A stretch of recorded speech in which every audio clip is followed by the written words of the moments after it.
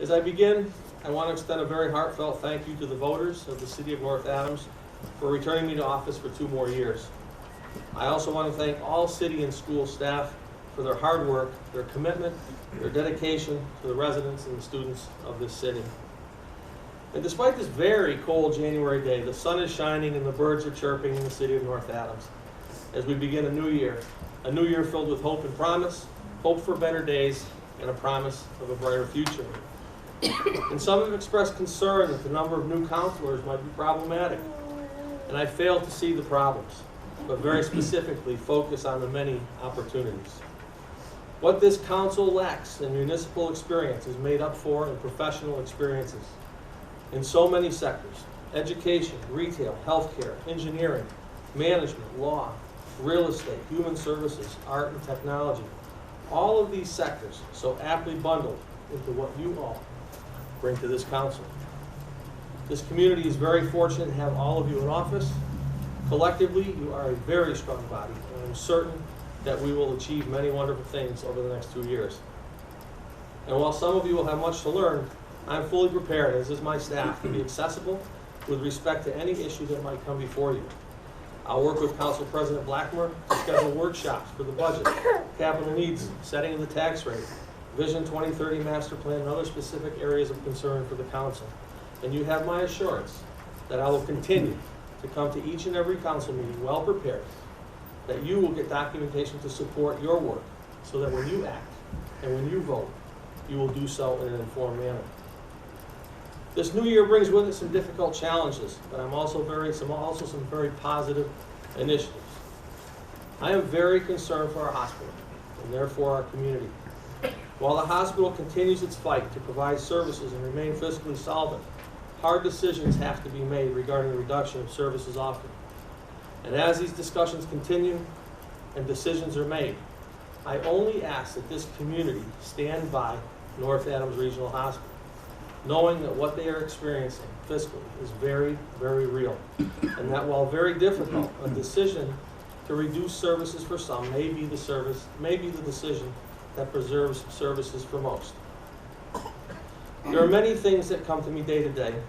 The most frustrating thing for me remains the city budget, and my quest to close the gaps, balance the budget, and begin building reserves needs to continue.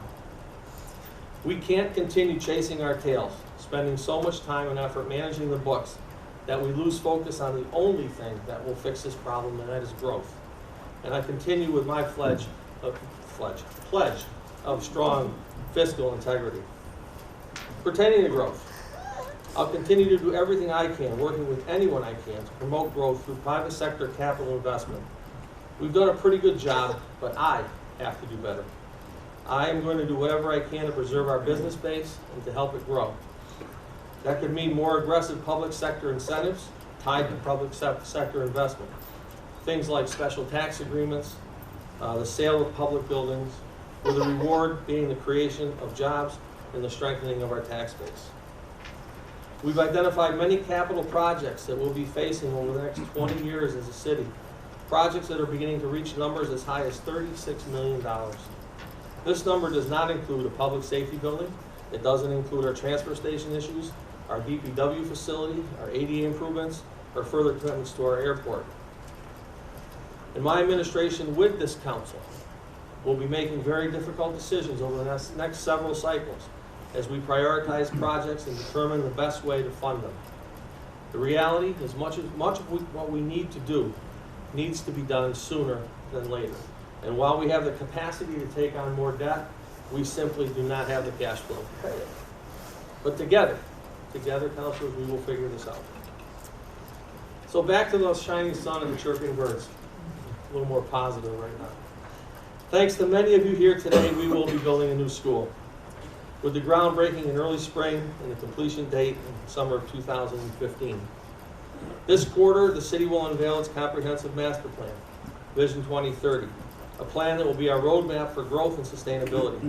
And this plan will allow us to methodically and with purpose work on everything from economic development to neighborhood revitalization to infrastructure and, yes, to healthy living.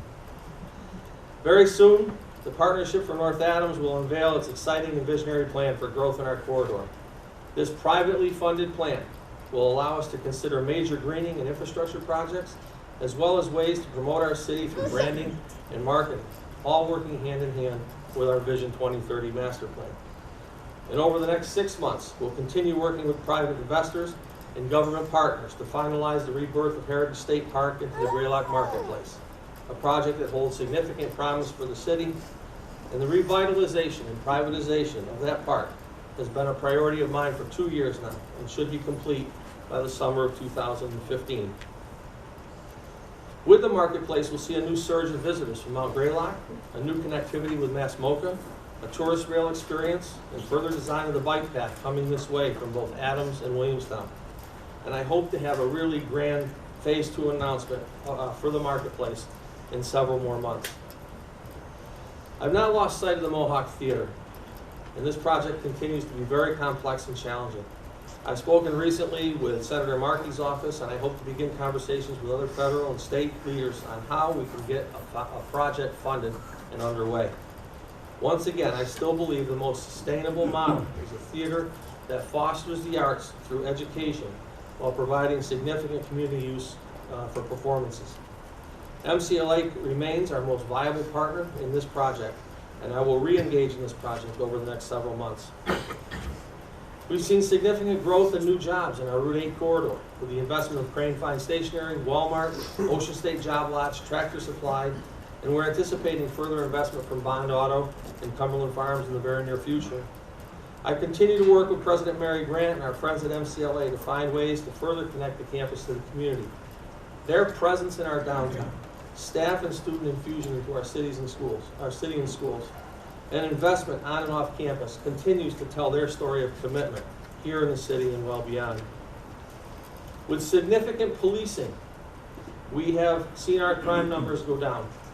We've had significant drug arrests and have arrested the major players responsible for the many break-ins in the city in the last year. These arrests in many cases have already led to convictions, and while this success is great, we will keep up the pressure to assure that this city remains as safe as possible. So as I begin to work with many of you on our challenges and on our dreams, I only ask that those sworn here today come to know and understand the issues, and that my administration is at your disposal to provide you with any information that you will need. Please, please, keep an open mind. Keep an open mind. And let's not spin our wheels in politics, but rather move steadily ahead through policy. You know, each and every day I come into City Hall and I look at what I do in this way. I'm a CEO of a $36 million business with just over 13,000 shareholders. And while the day-to-day business of running a city can be complex, policy always takes precedence over politics. And sound business decisions override special interests, always. And I trust that you will all join me in these principles. So today, right now, as we move through this ceremony, we are beginning to plan for the days, weeks, and months ahead. And today, right now, I marvel at all of you who have just been sworn, and I acknowledge with great thanks all who serve our city. And today, right now, I feel a renewed sense of spirit, a renewed sense of pride, a renewed sense of commitment, and a renewed sense of ownership. And today, right now, I'm confident that we're on the right path and that we have and will continue to see great things happen in the city of North Adams. And today, right now, I could not be more proud and more excited to be part of this team. Thank you all, and God bless the city of North Adams.